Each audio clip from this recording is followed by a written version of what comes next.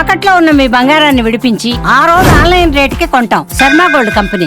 పోరాటాలు చేస్తే మీరిచ్చిన నినాదం దున్నేవాడికే భూమి అని ఎర్ర జెండా సోదరులు నినాదం ఇస్తే ఆ నినాదాన్ని చట్టం చేసి జమీందారుల దగ్గర, జాగీదారుల దగ్గర, భూస్వాముల దగ్గర ఉన్న లక్షలాది ఎకరాలను ఆనాడు బూర్గుల రామకృష్ణారావు గారు, పివి నరసింహారావు గారు, శ్రీమతి ఇందిరాగాంధీ గారు అగ్రికల్చర్ సీలింగ్ యాక్ట్ తీసుకొచ్చి లక్షలాది ఎకరాలను భూస్వాముల నుంచి గుంజుకొని పేద ప్రజలకు పంచిపెట్టిన చరిత్ర కాంగ్రెస్ పార్టీది.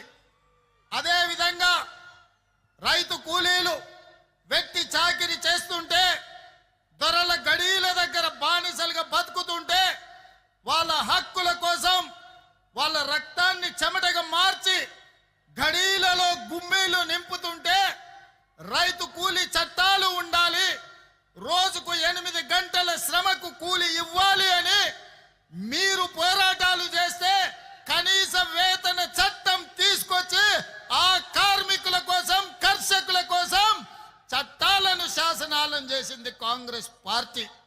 అదే విధంగా ఈ భూమి మీద ఏ వస్తువు ఎవరైనా తయారు చేయని, ఆఖరికి అగ్గిపెట్టే సబ్బు బిల్ అయినా ఉత్పత్తి చేసేవాడే ధరను నిర్ణయిస్తే 6 కాలం కష్టపడి పంట పండించి, దుక్కి దున్ని పంట పండించి పంటను అమ్మడానికి వెళ్తే రైతు ధర నిర్ణయిస్తలేడు, కొనుగోలు చేసే దళారులు ధరలు నిర్ణయిస్తున్నారని రైతు కూలీ సంఘాలను కట్టి రైతాంగ ఉద్యమాలు మీరు చేస్తే కనీస మద్దతు ధర తీసుకొచ్చి దళారులను అడ్డు తొలగించి చట్టం చేసింది కాంగ్రెస్ పార్టీ.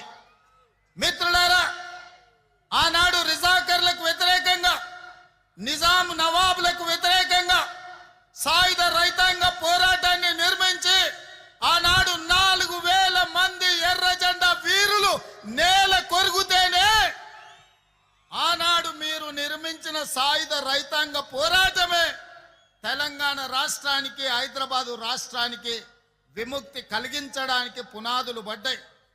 దేశమంతా స్వతంత్రం వచ్చి స్వేచ్ఛ వాయువులను పీలుస్తున్నప్పుడు హైదరాబాదు రాష్ట్రం నిజాం రజాకర్ల కాళ్ళ కింద నలిగిపోతుంటే ఆనాడు ఈ ప్రజలకు విముక్తి కలిగించాలి, ఈ ప్రజలకు స్వేచ్ఛను ప్రసాదించాలి అని మొట్టమొదటి ప్రధానమంత్రి పండిట్ జవహర్లాల్ నెహ్రూ గారు సర్దార్ వల్లభాయ్ పటేల్ పోలీస్ యాక్షన్ ద్వారా నిజాం రజాకర్లను లొంగ తీసుకొని నిజాం రజాకర్లను దిగంతాలకు తరిమిన చరిత్ర ఈ ప్రాంతానికి ఉన్నది.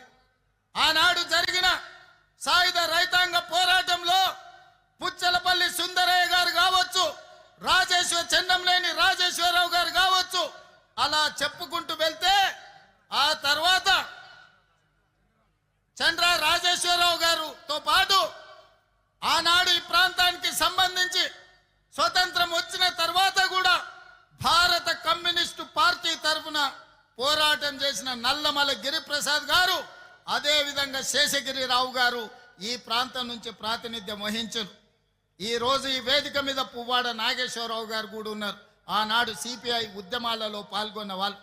మిత్రులారా, ఇవాళ ఒకే ఒక్క మాట నేను వేదిక మీద నుంచి మీకు విజ్ఞప్తి చేయదలుచుకున్నా. ఆనాడు బ్రిటిష్ వాళ్ళతో ఎంత ప్రమాదం ఉండేనో ఈనాడు ఉన్న బీజేపీ అంటే బీజేపీ భారతీయ జనతా పార్టీ కాదు, ఇది బ్రిటిష్ జనతా పార్టీ. బ్రిటిషర్స్ విభజించు, పాలించు, పేదవాళ్ళను అణగదొక్కు అన్న ఆలోచన బ్రిటిషర్స్ నుంచి ఇచ్చిన ఆలోచనతోటే ఈనాడు మనల్ని అణిచివేయాలని చూస్తుంది. ఇవాళ పేదల కోసం, రైతు కూలీల కోసం, భూమి లేని నిరుపేదల కోసం యూపీఏ ప్రభుత్వంలో ఆనాడు కమ్యూనిస్టు కాంగ్రెస్ పార్టీ కలిసి జాతీయ ఉపాధి హామీ పథకాన్ని తీసుకొస్తే ఈనాడు జాతీయ ఉపాధి హామీ పథకాన్ని రద్దు చేసింది. గ్రామాల నుంచి వలసలు తగ్గినాయి. చట్టం ద్వారా గ్రామాలలో కూలీలు తమ కూలిని తాము నిర్ణయించే శక్తి జాతీయ ఉపాధి హామీ చట్టం ఇచ్చింది.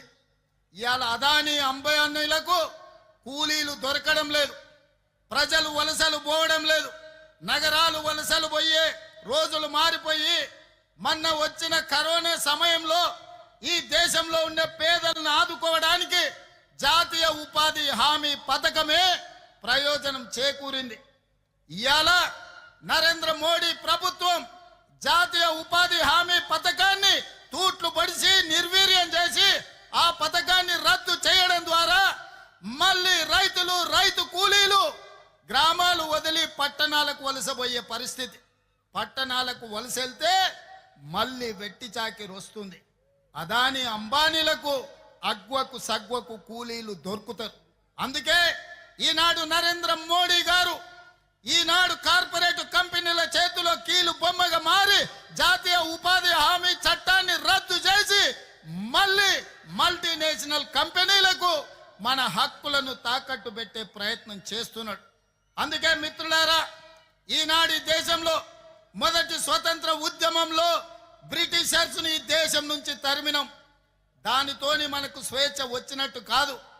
నిజమైన స్వేచ్ఛ, కమ్యూనిస్టులు కోరుకున్న స్వేచ్ఛ, దోపిడీ ఆగాలి, పేదలకు మేలు జరగాలి, రైతు కూలీ హక్కులను కాపాడాలనేదే మీ పోరాటం. ఆ పోరాటానికి అండగా నిలబడ్డది కాంగ్రెస్ పార్టీ.